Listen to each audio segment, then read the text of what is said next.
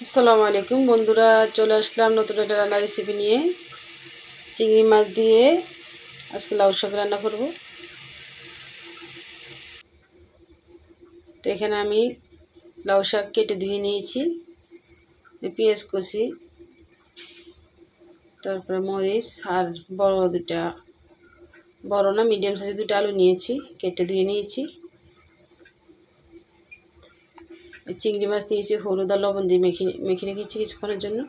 চুলে একটা ফ্যান বসিয়ে দেব, পরিমাণ মতো তেল দিয়েছি। তেলটা গরম হয়ে যাওয়ার পরে পেঁয়াজ কুচিগুলো দিয়ে দেবো। পেঁয়াজ কুচিগুলো দেওয়ার পরে একটু হালকা ভেজে নিতে হবে। প্রথমে আমি চিংড়ি মাছটা ভেজে নেব তেলের মধ্যে।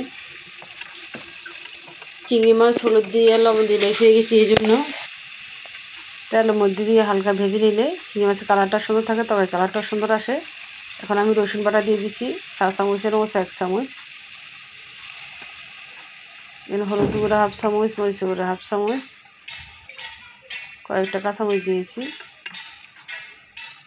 দিয়ে এখন মশলাটাকে ভালোভাবে কষিয়ে নেব। 1 চামচ লবণ দিয়েছি। চিংড়ি মাছ দিয়ে যেগুলো সবজি রান্নাগুলো আসলে খুব ভালো লাগে। তো আজকে আমি চিংড়ি মাছ লাউ শাক রান্না করব, ডাউলও দিব সাথে। শুধু চিংড়ি মাছ দিয়ে রান্না করলে ভালো লাগে আসলে, তবে একটু ভিন্ন আইটেম করে রান্না করলে মাঝে মাঝে খেতে অসাধারণ মজার হয়। লাউ শাক চিংড়ি মাছ দিয়ে ভালো লাগে, ডাউল দিয়ে ভালো লাগে, তো আমি দুইটা মিশ্রণে আজকে রান্না করব। চিংড়ি মাছ কষানো হয়ে গেছে, এখন আমি আলুটা দিয়ে দিয়েছি। আলু দিয়ে কিছুক্ষণ কষিয়ে নেব।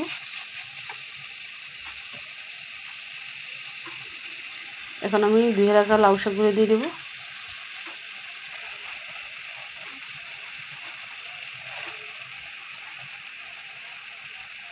শীতের দিনে টাটকা লাউ শাক দিয়ে আসলে চিংড়ি মাছ ডাউল দিয়ে রান্না হলে খেতে খুব ভালো লাগে।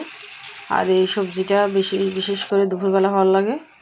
যে কোনো শাক দুপুরবেলা বেশি ভালো লাগে, রাত্রেবেলা আসলে শাক সবজি তেমন একটা ভালো লাগে না।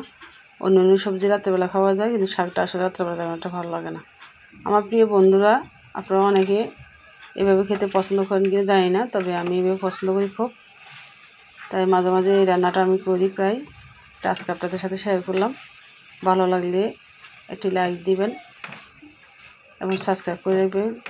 আপনাদের একটি লাইক, একটি শেয়ার আমার নতুন নতুন ভিডিও বানাতে খুবই আগ্রহ জাগে। আসলে কোথা থেকে সাপোর্ট পাইলে নিজের কাছে ধন্য মনে হয়, খুবই ভালো লাগে। এখন আমি সিদ্ধ করেছি ডালগুলো, সেই ডালগুলো দিয়ে দেবো। ডালটা সিদ্ধ করার সময় আমি হালকা হলুদ দিয়েছি। হলুদ দিয়ে সিদ্ধ করলে ডালের রঙটা সুন্দর হয় এবং সবজি কালারটা খুব ভালো আসে। সবজি কালার ভালো দেখা গেলে খেতেও খুব ভালো লাগে। এখন আমি কিছুক্ষণ কষিয়ে নেব। শাক থেকে পানি বের হয়ে গেছে, এই পানিতে হয়ে যাবে কষানো, আর এক্সট্রা কোনো পানি দেওয়া লাগবে না। আজকে রান্নাটা আমি মাখা রাখবো, বেশি ঝোল রাখবো না। শাকটা বেশি ঝোল দিলে ভালো লাগে না। এখন আমি ভালোভাবে নেড়েছি কিছুক্ষণ কষিয়ে নেব।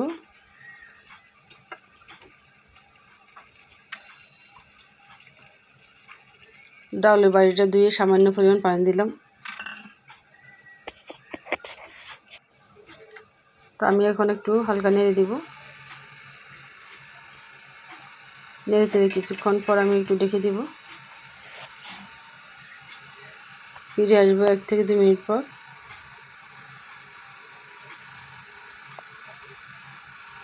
কে কে এই ধরনের রান্না খেতে পছন্দ করেন আমার প্রিয় বন্ধুরা?